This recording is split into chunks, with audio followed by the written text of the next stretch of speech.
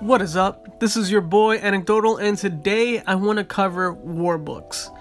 Because my idea of Warbooks when I first started playing the game to now has shifted a little bit due to what's more important and what's being more prioritized for attack. So, one of the things early on that I thought was super important because of my experience with another eCore game, Endless Frontier, led me to believe, and it is still valid and true, that metal buffs is the way to go. So here, every time you make a return, what dictates how many levels you can go up on your physical core or your fire or your electricity, whichever one you pick, is the amount of medals you get per return. And that's still 100% true. So you want to look at the amount of slots that you have. So up in the upper left where it says total cost, each Warbook can only be equipped once you have a total of 5 slots. So right now, since it says 140 out of 43, the reason I have 3 unused, I guess, cost points, whatever, I can't use it unless I have 5. So I need 2 more so that I can equip 1 Warbook. All right. So now that that's out of the way, you want to make sure you could. Oh, and I love the little user-friendly sort of thing here where you could just equip and unequip the set. That's really cool. So I can easily just click here, equip and unequip. All right, so medals are super important. You see set 3 is usually where medals are, but sometimes it can be in the first set or the second set bonus. So on the left side, you see the effect of just the one you're clicking on, and then the effect bonus. I of course have all of 3, and that's mostly because of the individual set that the individual effect that I get per Warbook, but I have all 6 of them because I get a metal buff. So let's go ahead and talk about it, man. Attack for regular army, since I'm running regular army, is what I'm using. If you're using the rebel force or a rebel army or another force, you're not going to be using this set at all unless you happen to have 6 and you want to use it. But right now, I would say if you're not using another army, you should actually use the set all the way in the bottom that additionally gives you slug chips, because the only reason you have this is what? Metal buffs, and the one all the way in the bottom already gives you metal buffs. That's right. So you're gonna have metal buffs and you're going to have the slugs. So C, I also have, even though a lot of it is for rebel army attack, there are stats that just increase the soldier crit chance. When it says only like soldier crit chance or attack for all or increases soldier crit damage, that's for all soldiers. So I think you can get some benefits there. But again, the most important thing here is the boot camp material. So all the way up, if I had to rank it, metal buffs is like by far the most important. Wasn't wrong about that. Second, I would say, is actually boot camp. Now boot camp won't actually help you in attack. Like, you won't get any stronger because you have boot camps directly, but indirectly, because you have that, you can farm stages much quicker. Like, dude, so the amount of materials that you get for upgrading 2 set pieces to increase your bootcamp material will skyrocket your achievements and progress, because you're going to be able to level up the Warbooks that you already have much faster than everybody else. So a good tip for Warbooks, and E is here is worthless because it is, and then F is another 4, so I don't use it. But the reason why it's so helpful is because you get to level up Warbooks much faster. So every time you see that 2 set for boot camp, everyone should get those. Those are usually the things I upgrade first, because that way I could do less grinding later, because I'm getting more materials to upgrade my Warbook. So as long as I get those first, I do better there.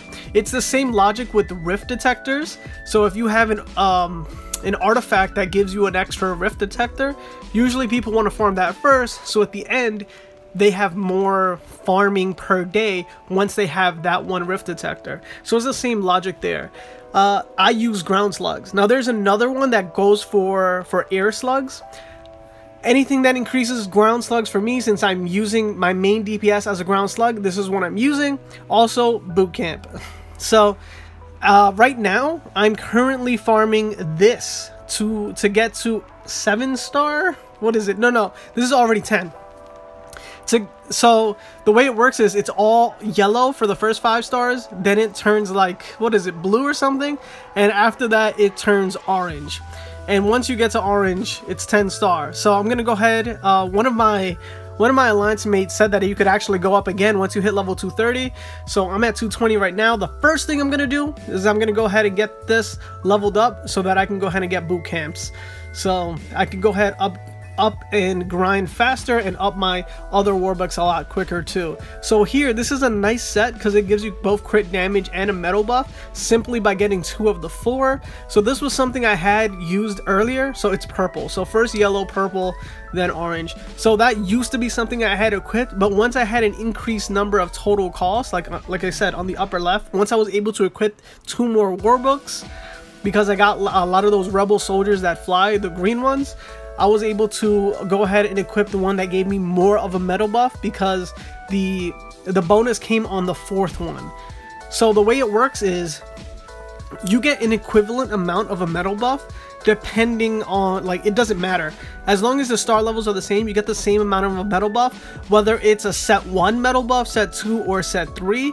So as long as you have everything equipped and you get a metal buff at the end of any of them, like whether it's at 2 or 4, if you stop there and everything equates, you actually get the same amount of metal buff. So there, it's not a big deal. The big thing that you want to look for is anything that crosses all 3. So now we get to the bottom 3, right? These bottom 3 are super important because I'd say like 70% of your attack actually comes from your slugs. So how can you get stronger in this game? You go ahead, you have your unit, you make sure your unit is good. Usually if you can get the attack pattern nowadays on your artifacts, it's a strong unit. Secondarily, you want to enhance that unit, you want to make sure it gets leveled up, you want to make sure the whole team is enhanced so you get all the extra bonuses for speed, range, and attack. And then, finally, after that enhancement, the slug.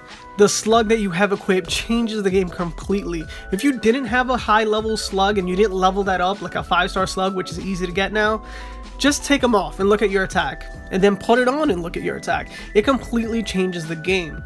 So here you get slug chips.